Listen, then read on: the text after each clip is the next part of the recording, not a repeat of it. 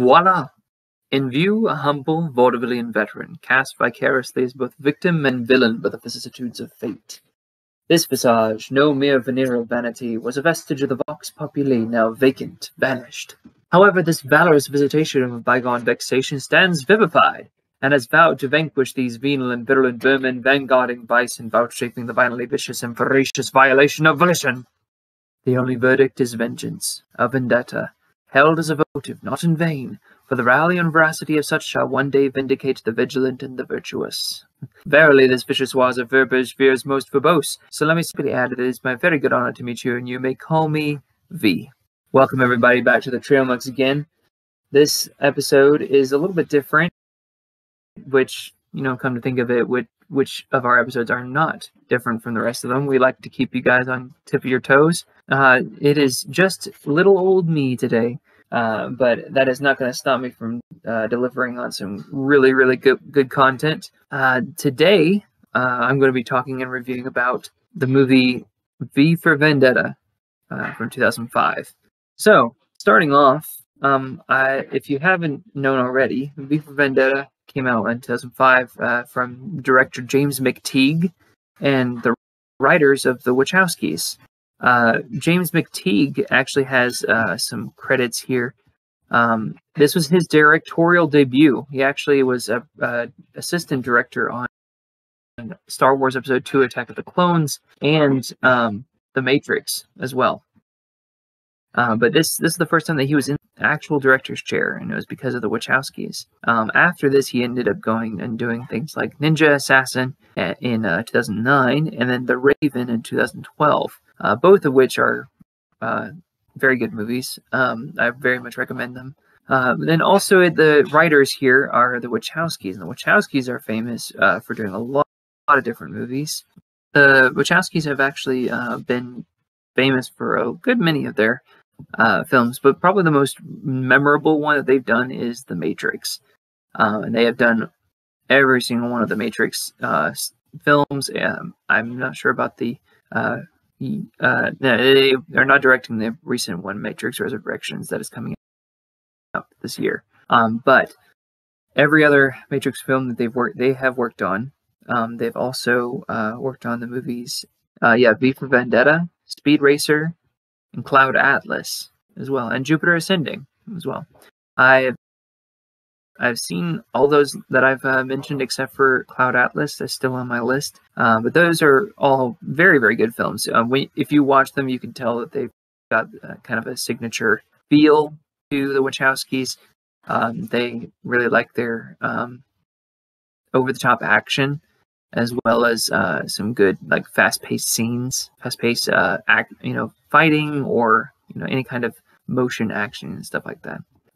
So going from there, let's talk about the source material. The source material is, if you haven't known, that this movie is actually based on a graphic novel. And a graphic novel, for those who aren't familiar with, is that it's pretty much a comic book, but in a more book form, so longer format. The original V for Vendetta graphic novel was written by Alan Moore and as well as David Lloyd. He was also one of the artists for the graphic novel as well.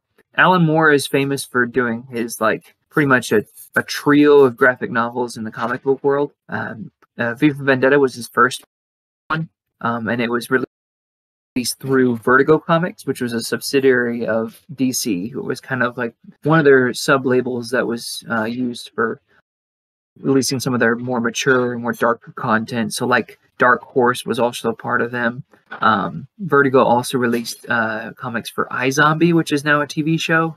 And Dark Horse has been releasing all kind of stuff. So I think the Umbrella Academy is actually part of Dark Horse as well, if anybody's familiar with that. So he's famous for releasing V for Vendetta. It was released as single issues before it was compiled into a graphic novel, and it started from 1982 and went into 1989. His second work that he was in the process of working on, it was Watchmen, and I'm sure that people have all heard about that. It was also made into a movie format through the director that is now famous / infamous, which is Zack Snyder. But Alan Moore was actually one of the was the person that put together the story of Watchmen, and it was also in single issues before it was compiled, and it was from 1986 to 1987. Then his third big graphic novel work in comics world was The Killing Joke, Batman: The Killing Joke, and that's one of the most influential graphic novels in Batman history, and it was written and released in 1988. So kind of getting the feel of where this is coming from. These three works were revolutionarily dark for comics, and especially for opening the door to more mature content in that publishing world. And fun fact about that, Alan Moore actually thought that this movie, V for Vendetta, was, as he said, rubbish.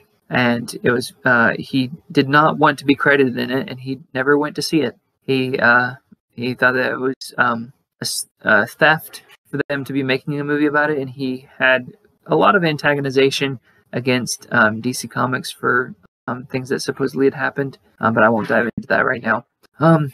Even though Alan Moore did not like the idea of the movie being made, David Lloyd went to see it. And immediately was praising it and saying that it was fantastic. So to read the IMDb plot summary for this movie, it says, in a future British tyranny, a shadowy freedom fighter known only by the alias of V plots to overthrow it with the help of a young woman.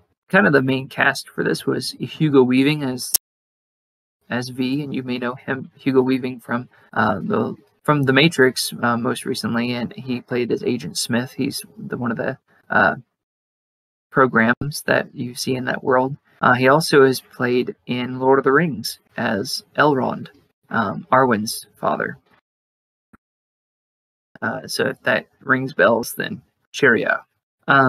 Also, Natalie Portman plays the role of Evie, the young woman that V brings along in his escapades. And Natalie Portman has made her ripples in Hollywood for a long time.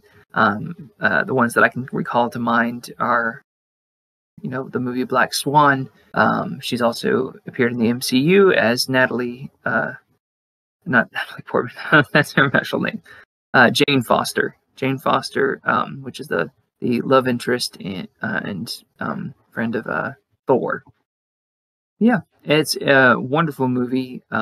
So I wanted to try and go through the behind the scenes. Also, from here on out, this is spoilers. Spoiler warning: if you haven't seen the film, please go and watch it.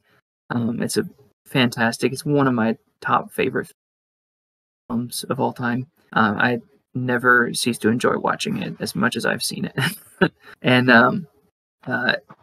I wanted to talk a little bit. I wanted to say that the original graphic novel, I've read through it twice since taking possession of it. And I will say that both of them have their quality, and they both have their thing to say, but they're a little bit different. I'd say that the movie is a little bit more streamlined than the graphic novel. There's a lot of subplots and a lot of other details that are taken out for the movie, because it would be a little bit more convoluted in this format of film. So I would say that if you're looking for just just to get the story, then I'd say watching the movie. But there is very much a lot of merit in either. The original graphic novel is really well done, has a lot to say, and that will be for another time to dive into this. Right now, we're focusing on the film. So yeah, going to spoiler territory, talking about a few scenes. I wanted to talk about the practical stuff and like the behind the scenes things of the movie before we get into the story. So in the movie, the place where V lives, the Shadow Gallery, is what he calls it, where he's collected / stolen all these different artifacts from culture and the arts and stuff like that. That whole gallery, the whole set is all one set. There's no CGI. There's no green screen or anything. It's all put together practically and in the studio. They most of the film was actually filmed in Germany, and this was in one of the studios in Germany where they built the Shadow Gallery. They mentioned that it was a little bit, financially secure to film in Germany. So that explains that. But that's crazy to see, all these different things on the walls, all these things set up in this room, and that it's not, that they took everything down, put another thing up, printed into it was a different room. It was all one big set, which is amazing. It's fantastic. I did mention that a lot of the movie was filmed in Germany, except for one of the final scene when the mass public dresses up as different V's in their V costumes, and they're marching towards Parliament to watch the Big Bang at the end. They had to go through tons and tons and tons of deliberations and tons of agreements with the UK and the British government of trying to be able to film there, which they finally did. And that nighttime shot was shot over 3 different nights from midnight to 5 a.m., which is insane. But I'm so glad they were able to do that, because it would have been, especially for this time, this movie was released in 2005. So if they had to do it, with CGI or whatnot, it would have looked a little bit sketchy. Yeah. Also, with the scene in where it's showing the different events, in a domino effect, and to show that also in a meaningful way, was that you see V knocking down dominoes to form a huge V for his kind of symbol. That was all practical as well. They set up every single one of those dominoes all together to be able to knock it down and whatnot. Oh my gosh, I can't even imagine how many takes it would have taken to get it right. And oh man, if they messed up, oof, I feel bad. They would have been out of there. Also, with the scene when Evie is quote unquote taken and abducted by Creedy and his men, and they torture her and hold her captive, and they begin to shave her hair. That she did that for real, and that shot, it was a one take. Like they had, so it was them actually shaving her hair, and they had to really do it in one try. Obviously, man, they could have done it with a wig, but James McTeague wanted to he wanted to make it real as possible. So they were actually shaving her head, and then she actually let them. So it's just crazy the stuff that they did for it. So going into story, so the story essentially, I'll try and sum it up as best as I can. I'm not good when I am really into something. I'm not good at summarizing stuff. I usually go on rabbit trails for it, but I'll do the best I can. So essentially, this is a near future London is where it's set in. Huge fatality, events happened in England to where this was during a kind of a possible third world war, and soon it became anarchy, and pretty much the local gangs started taking control, taking territories, until one faction rose up and started taking control of everything and started uniting everybody, and that was the main party that took control and is now in control of London at this point when the movie starts. So in order to also to gain election and gain the votes that they needed, they controlled everything. So they purposefully set out natural or a biohazard into the streets, which killed 100,000 people. And this furthered their cause to be elected. Once they got elected, voila, American cure came about, and they were seen as saviors, right? But soon afterwards, it went down and down and down until now is a police state, very fascist, and from the different bioterrors that they did, they conducted that from human experiments, and as from the human experiments were done on the, as seen by the party, the undesirables, so those citizens who were not of Caucasian ethnicity, who were also homosexual and every other kind of either low social status or stuff like that. They gathered them all together, kidnapped them, and experimented on them, and did very much some horrible things to develop this bioterror weapon. One of the experiments that they were experimenting on, he didn't die, but he developed superhuman strength and reflexes and senses, but it also drove him a little bit mad. And he something happened where there was an explosion at the facility, and he escaped. And he had been in hiding until this point when he decides to take revenge on this police state that experimented on him, and decides to take it all down and bring things back to give power to the people. Essentially, if you look at it at a surface level, he's an anarchist because he's wanting to bring things back to rebel to where the people can build it back up from that. But we can get into that in a little bit. So yeah, that is, he meets Evie, Natalie Portman's character, and brings her along and almost kind of inspires her to carry on the legacy of the movement, of the idea of V, right? We never get to know the real name of V. We just know him as the character and the mask that he wears. And his plan goes to full fruition. He eventually loses his life to it, and Evie kind of takes the charge, as it's assumed that she takes the charge in the future to rebuild the nation. So that's the surface story. That's essentially what the movie is going through about. It's an elaborate plan by V of all the stuff that he works into, all the cogs in the machine. But there's a meaningful story behind it. And essentially it's going for the idea of, again, restoring power to the people, right? One quote that he gives in the movie is that people shouldn't be afraid of their governments. Governments should be afraid of their people.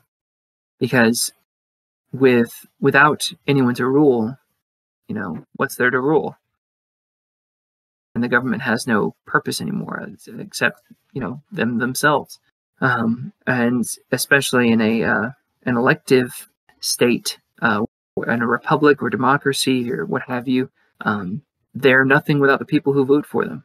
If they're going through the normal systems of that government. So, and the people are the ones that have the power. They have the masses that can revolt against the government and take control and make it whatever they want. So essentially, that's a kind of a deeper meaning of that story, which that has translated somewhat into the real world, to where, if you are aware of the hacktivist group called Anonymous, they've actually adopted this symbol of V's mask and kind of stand for the same meanings. They stand for freedom of information, where if anything censored or anything confidential needs to be released to the public. And they've been seen at protests, and they have been known to do a lot of different antics on the World Wide Web. But they, part of what they do has been inspired by this movie, by this graphic novel, by this character of V. A little bit of a tidbit for the film is that a lot of the clocks, actually, what's interesting is that a lot of the clocks can be seen to be, at least if they're analog, right? If they have the hands, they've been seen to be positioned in the form of a V, right? Minute hand and hour hand have been positioned to be in the form of a V, and the way that they're positioned to look like a V is to represent the time of 11:05, right? And that is actually November the 5th, which is a big theme as well. There's a lot of themes in this movie, especially for the letter V and what it represents. V himself, when he was being experimented on, he was in room 5, but they were numbering it as in Roman numerals. So, of course, the Roman numeral for 5 is V. His introductory monologue used a lot of V words in the film, the one that I so passionately recreated for you all at the beginning of this episode, which does not come in that form in the graphic novel. A little tidbit of that is that it's kind of spread out throughout the book in its chapter titles. But in the movie, they actually combined it all into one big speech. There's also a moment in the end, near the end, right after when Evie gets, released from her captive state, and she realizes that it's V that put it on the whole time. He was kind of doing what he thought was, that was good or best to make her understand what he went through, because he was pretty much enacting what he went through, along with being captive, being tortured, discovering the note from Valerie, and whatnot, learning her story. But when V brings Evie up to the roof of the building that they're in, and she feels the rain for the first time in so long, and she realizes how free, both physically and mentally, she is. She raises her hands up in tears and embraces the rain. And even in the movie, they show it shot by shot of comparing it to V's freedom, right? When he busts out of the facility after the explosion, he has fire all around him, and she has rain. And so there's a little bit of a symbolism there of like, V was born in fire, but Evie was born in water. And you can see that V's mission, his whole purpose was to destroy, like fire does. It's an all-consuming destructive force, rather than water, which is, it can take any shape, it can form, it can help shape, the earth, and it's a lot more of a calming element as well. So in essence, she went through kind of the same thing that V went through, but because of who she was and who she was afterwards, she was the perfect person to take up V's cause in a different way, but for the next, the next step of the evolution of building the country back up after V had served his purpose in tearing everything down. So diving deeper into an even deeper meaning, I was watching YouTube, a couple of YouTubers who were reacting to this movie, and one of them mentioned that they felt like the movie was glorifying V's mission and glorifying his revenge and his violence. Even though that is, I do not condone V's actions or whatnot, but I think it's a bit missing the point. He was telling himself about his mission and why he wants to give the power back to the people. There was a lot of revenge involved in it, yes. But it's a glimpse into the deeper meaning of this whole story of masks and why you wear them, We have a scene in the movie when Evie goes to refuge with a television host friend, and he seems to have almost the same kind of features as V. But then he talks about, the more you wear a mask, the more you forget of who's underneath it. And when Evie and V have their last meeting before the plan concludes, she wants to see V's face, but V says, no, I'm no more than this mask, than the flesh underneath it and the bones beneath them. He wanted to keep it that way, to where he saw himself as not a person, but the enactor of an idea, the enactor of an immanent force of the universe that was sent to balance out what had been done to him, right? He was the equal and opposite and opposing force to the evil that was done beforehand, sort of like the inevitable consequence of the government's actions to tear them down. But also, explores that theme of, why we wear masks. And when we wear masks, do we get lost in them, right? Sometimes we fool ourselves by wearing masks and convincing ourselves that we're doing something for the name of good, or if we're justifying something that way, and we can lose ourselves in it if we forget who's underneath, right?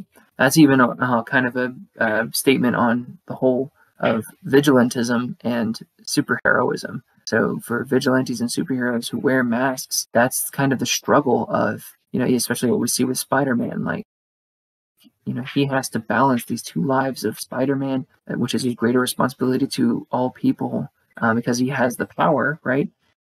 But also his normal life of Peter Parker, and that struggle of, of wearing that mask, losing yourself in it, and being consumed by it. And that can translate well into a lot of other superheroes that wear masks or have those double lives, right? And it kind of translates well into, going into Watchmen, also by Alan Moore, and also kind of the same vein of like, it's almost a dark, satirical, deconstructivist take on the idea of superheroes and the idea of masked vigilantes. So it's a lot of deep thinking for this movie. We also see that bouncing off of that in that last scene when Parliament is blown up, there's fireworks going around, and of course Tchaikovsky's 1812 Overture is being played, and all the public are taking off their hats and masks to reveal who they are, right? They were using that mask. V gave them those masks to use to create anonymity, to create the illusion of a collective force. They were all rallying behind the idea of that mask to enact this revolution, right? And once they were taking it off, they became themselves again. But you could also see some hints of people who previously in the movie we, were shown to have died, right? But it's like Evie says in that same sequence of scenes, is that when the investigator was asking who was V, Evie said that V was me, V was you, V was my mom and dad, V was, the girl down the street. He's all of us. He represents an idea of revolution and of giving power to the people, and doing what we have to bring that power back. So it's a very interesting theme that goes along with that movie, and yeah, I think that it's fantabulous. Please give it a watch whenever you can. It's great. So I think that is all that I have for you guys right now. Y'all can enjoy a little bit of a shorter episode, but please do subscribe here on YouTube for episodes. Keep a lookout for anything else that we can post out. Please follow us on Facebook, Instagram, TikTok. We've got some other stuff there for you. I do promise that I will be posting some more stuff on TikTok when I have the time. And yeah, we will see you in the next one. See y'all.